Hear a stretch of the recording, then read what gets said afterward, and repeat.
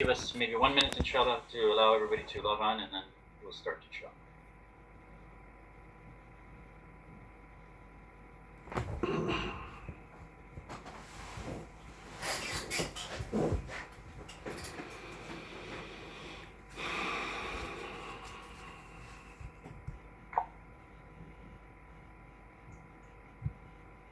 بسم الله الرحمن الرحيم الحمد لله رب العالمين والصلاة والسلام على رسول الله أما بعد. Brothers and sisters, Assalamu alaikum wa rahmatullahi wa barakatuh.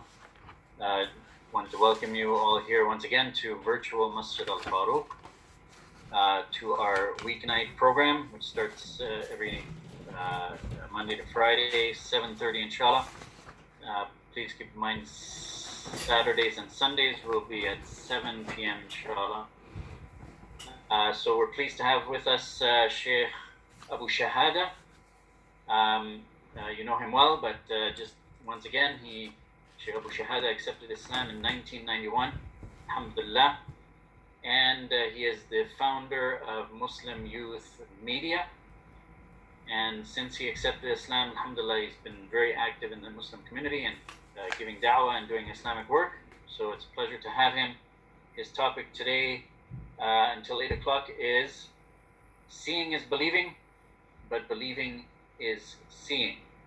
So without further ado, I'll turn it over to Sheikh Abu Shahab. Bismillah, alhamdulillah, wa ashhadu an la ilaha illallah wahdahu la sharika lah, wa ashhadu anna Muhammadan abduhu wa rasuluh. 2020. We're in 2020, the year of the virus. Alhamdulillah, we're still here, brothers and sisters. Allah has allowed us to live and to be able to catch this month, the blessed month of Ramadan. So inshallah ta'ala, I wanted to share with the brothers and sisters an ayah. And inshallah ta'ala, we're going to go back to our Shaykh Abdul Rahman As-Sadi, or some say As-Sadi, in his beautiful book called Tafsir al-Karim al-Rahman fi Tafsir al-Kalam al-Manan. It is the facility of the most noble, the most beneficent in the commentary of the words of the most benevolent. So before we begin the lecture, inshallah ta'ala, we want to talk about seeing is believing, but definitely believing it is seeing. And what I mean by that before we get into the ayah is many of the youth nowadays, they talk about how good LeBron James is as a player. He can dunk the ball, he can shoot the ball, he can play defense, he can do this, he can do that. And some of the older people from my generation, they say, yeah, but you never seen Jordan play. You never seen Jordan shoot. You never seen Jordan dunk. And then there's either older people like my uncle who say, yeah, but you never seen Kareem play. So seeing is believing and believing is seeing. So when you look, you see that believing is knowing and knowing beats unknowing and the unknown. So it's good to know something. We want to talk about the reward of faith is to see what you believe. So this is all based upon the ayah, and we're going to use a part of it. O Rabbi Urini Kaifa. Where Ibrahim alayhi salatu taslim, he said to Allah, my Lord, show me how. Show me how. And there used to be a very famous movie back in the day. The name of the movie is Jerry Maguire. And the guy used to keep saying to the guy, his agent, show me the money. Don't tell me you're going to get me a big contract. Show me the money. Proof is in the pudding. You say that your food is better than mine? Then show me. Let me see. Let me sample it. They say the proof is in the pudding. So, breaking it down, we're looking at a shahada. I testify. I bear witness. The shahud, I saw it. This is what we're talking about. So, this is a very special thing that Allah Ta'ala, He let Ibrahim alayhi see. And many of us, they may ask, well, how come we don't get to see that? Because Allah Ta'ala says, تُؤْتِ مُلْكَ مِنْ تَشَاءُ وَتَنْزِعُ مُلْكَ مِنْ تَشَاءُ وَتُعِزُّ مِنْ تَشَاءُ وَتَذِلُّ مِنْ تَشَاءُ. He gives of His kingdom to whomever He pleases, and He prevents His kingdom to reach whomever He pleases. and he grants honor and respect to whomever he pleases, and he abases and humiliates whoever he pleases. Chapter 3, verse 26, talking about the Prophet Ibrahim alayhi salatu taslim. So from this, brothers and sisters, before we move into it, we just want to say that everybody can bake a chocolate chip cookie except for maybe Muhammad Qadi. We know he's an engineer, but we don't know if he's going to follow the perfect recipe. So as you know, if you want to make chocolate chip cookies, you're going to need all the ingredients. You're going to need the chocolate chips. You're going to need some eggs, probably some milk, maybe some butter. But also you have to have the right measurement of everything, and you have to turn the oven up to the exact amount. So everybody can follow a recipe, or can they?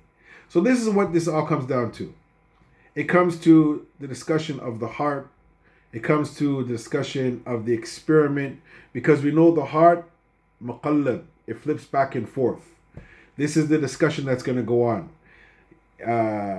Flipping back and forth, upside and down, talking about the place of cognitive and perception. It's kind of deep in kind of, sophisticated, but we want to talk about the issue of that we're going to bring this ayah, life and death, and how Ibrahim alayhi salatu taslim, he wanted to understand. So let's read the ayah bin Allah Ta'ala.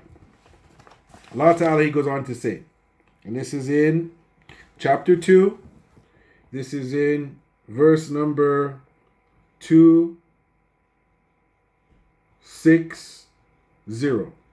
قال الله تعالى وإذا قال إبراهيم ربي أريني كيف تحيي الموتى قال أولم تؤمن قال بلى ولكن ليطمئن قلبي قال فخذ 4 من الطير فصرحن إليك ثم أجعل على كل جبل منهن جزءا ثم أدعوهن يأتينك سيعا واعلم أن الله عزيز الحكيم.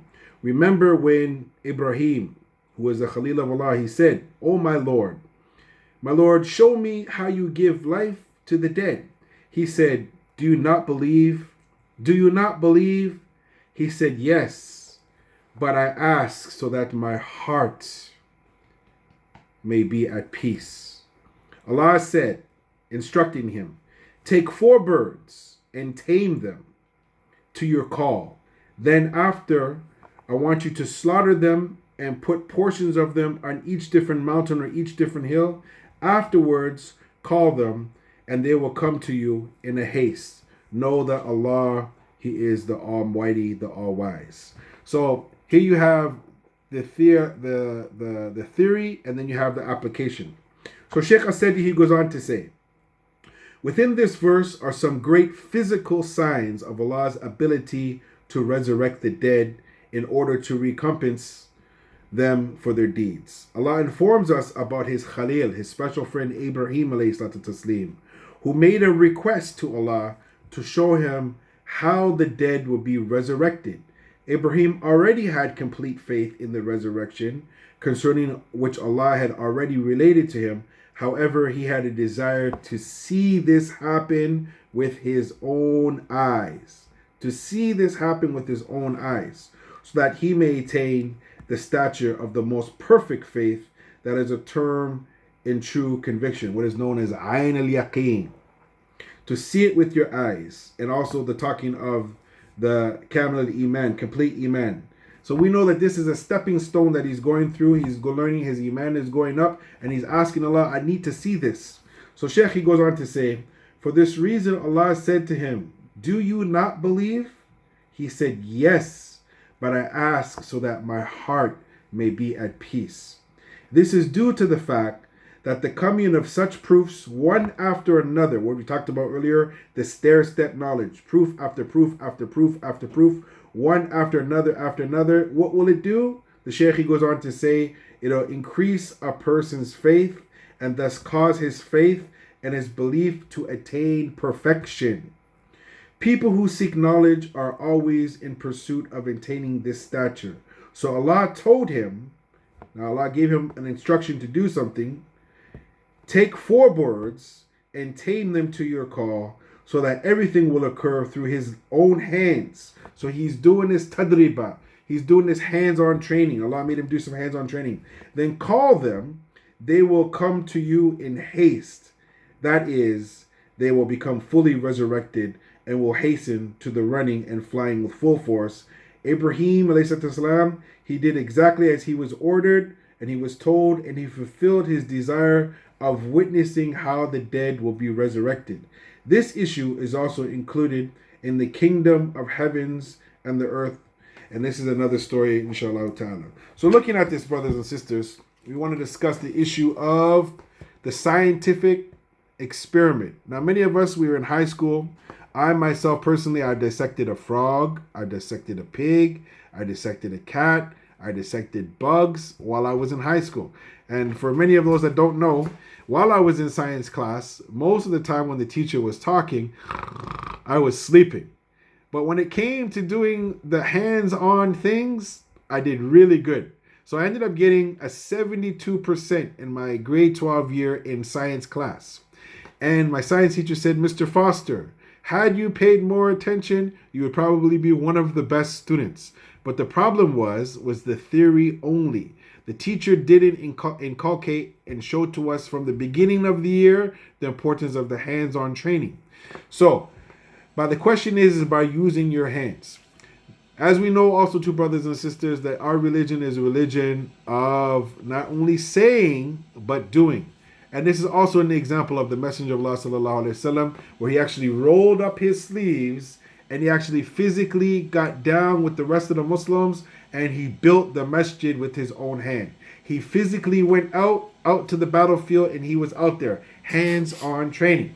So many of us these days, as we know, there's many social experiments where you can see things happening on Facebook or on YouTube. Someone will ask a bunch of questions and they can see how people look at the information. So this whole thing comes down to the doubts that come into the heart, as we know of the hadith of the Prophet ﷺ, where we're encouraged to say, Ya muqallib al-qulub, thabbit qalbi ala dinik. Oh, the changer of hearts, change my heart to your faith.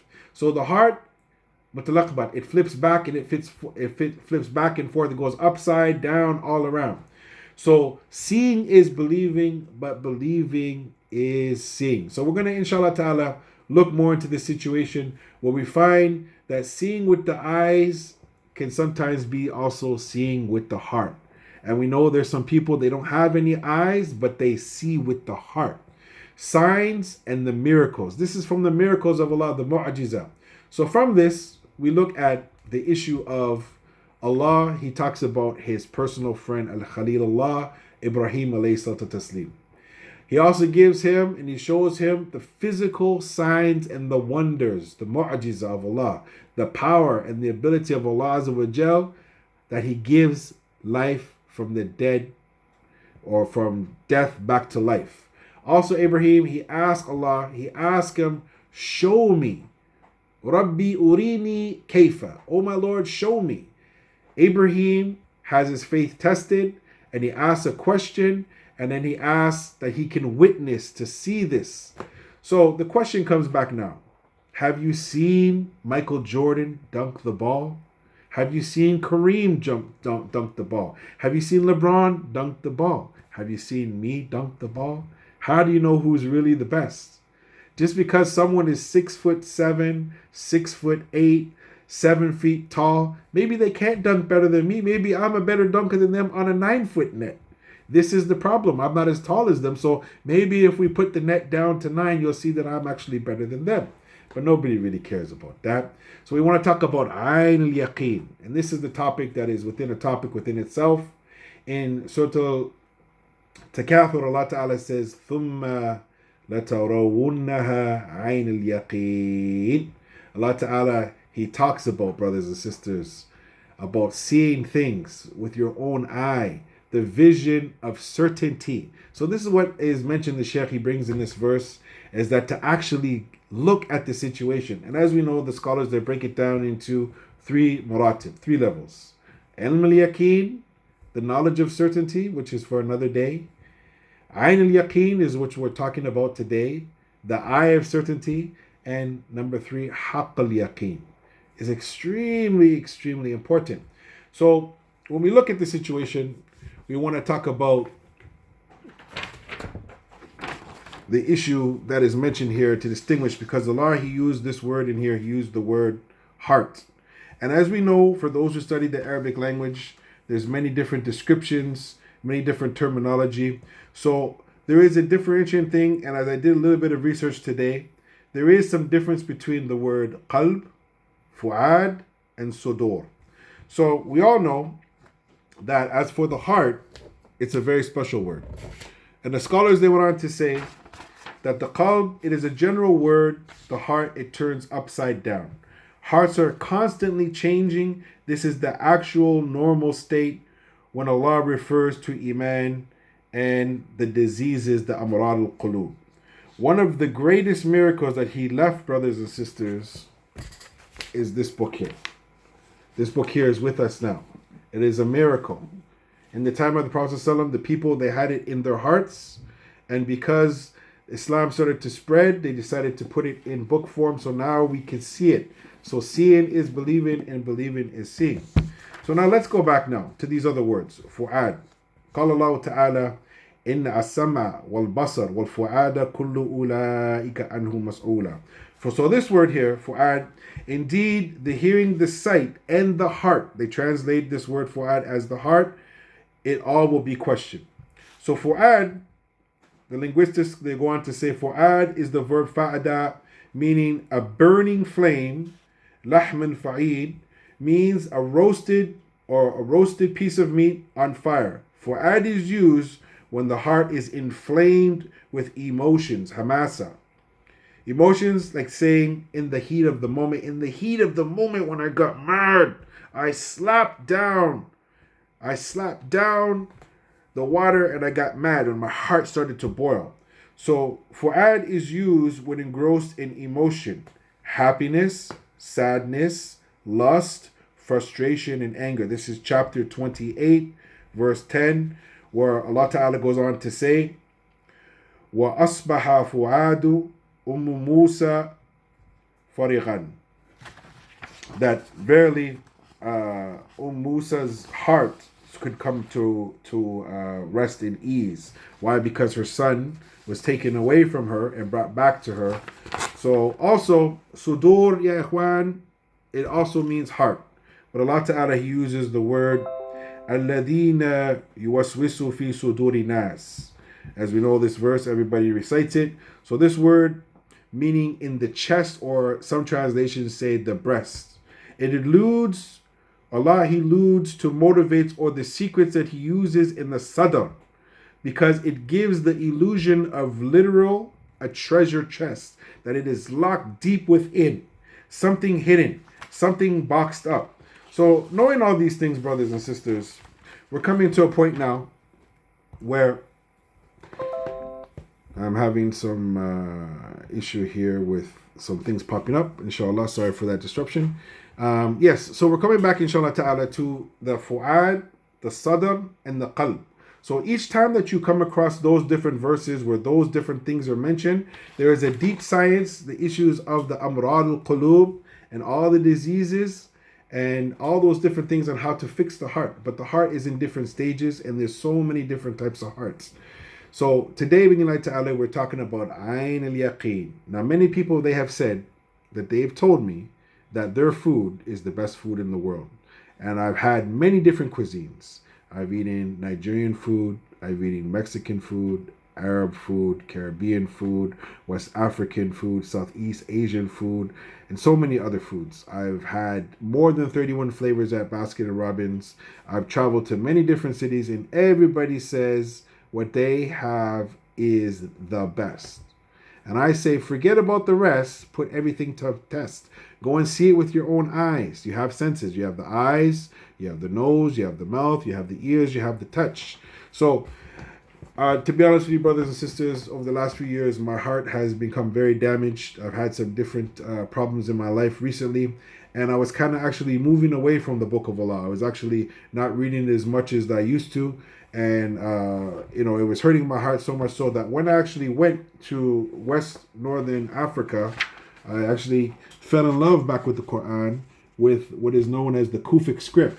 And it actually amazed me because trying to read from this book, is much more difficult because we're not trained. But seeing the khat how it is, I fell in love with, again, the Quran because of the beauty of how it was written. And for many of those, maybe they haven't seen the West African script, it's a little bit harder. I personally believe that this is much more beautiful.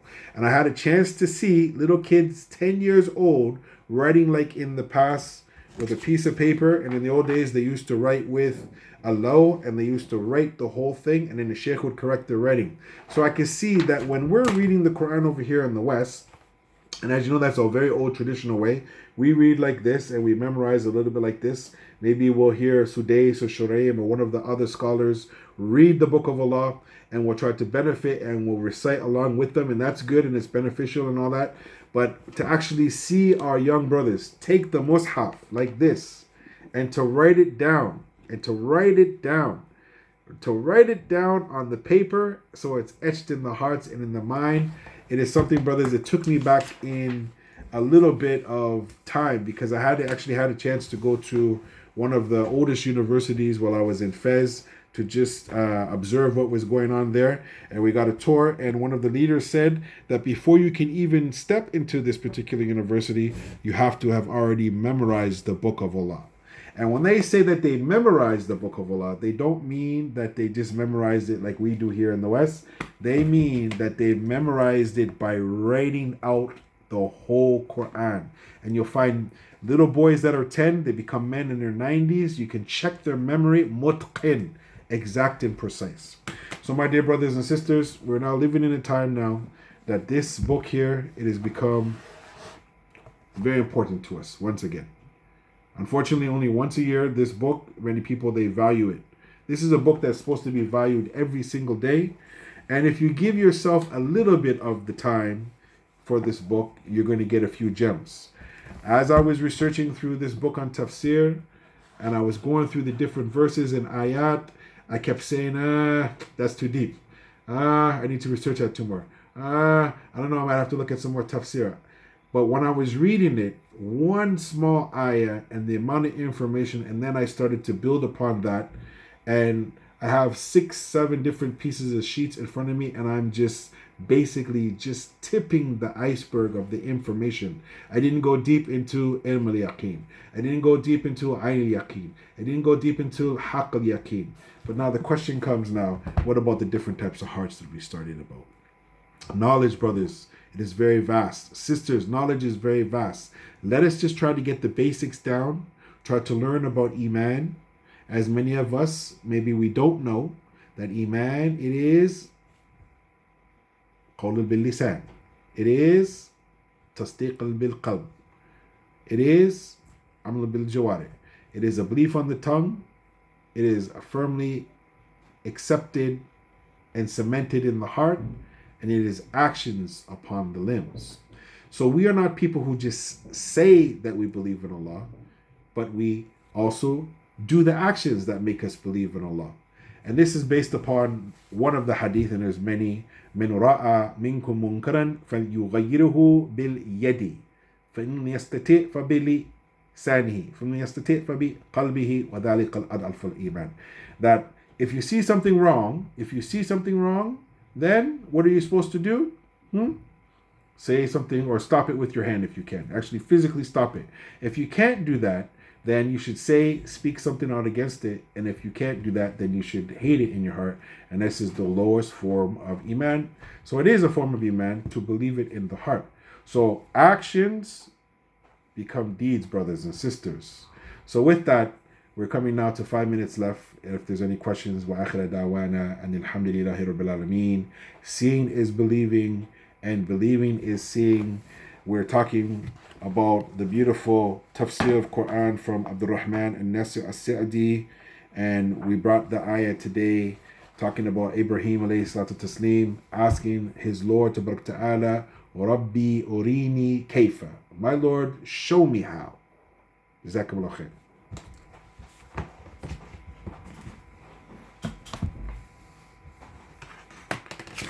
Any questions? I don't know, anybody's there? Any of the brothers are there? Any of the moderators? I know the Sheikh, he left. don't know if there's No, any. I'm actually here. Okay, Sheikh. Just waiting if there's any, looking at the chats, if there's any comments. Afallahu an shafahullah shafa'an kamran. May Allah heal your dad, sister.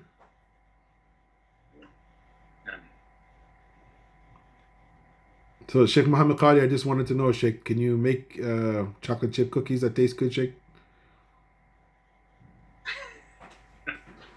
Chocolate chip cookies? Yeah. Can you follow a recipe, Sheikh? That's what I want. I mean, all those years of engineering, can you actually make the chocolate chip cookies, Sheikh?